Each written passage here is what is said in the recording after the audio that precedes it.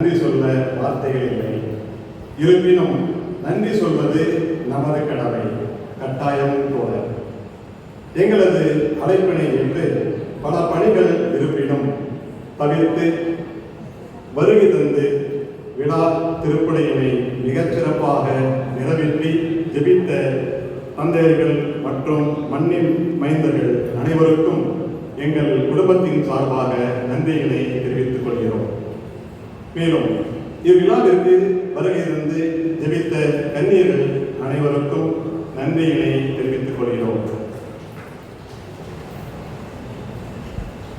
இவ்விழா சிறப்பாக அமைய முதல் காரணமாக அமைந்தவருக்கு நன்றி கூற நாங்கள் கடமைப்பட்டுள்ளோம். நம் பங்கு தந்தையை நான் அணுகி எனது அக்கா இருவருக்கு கோல்டன் ஜூப்ளி 10/5/25 அன்று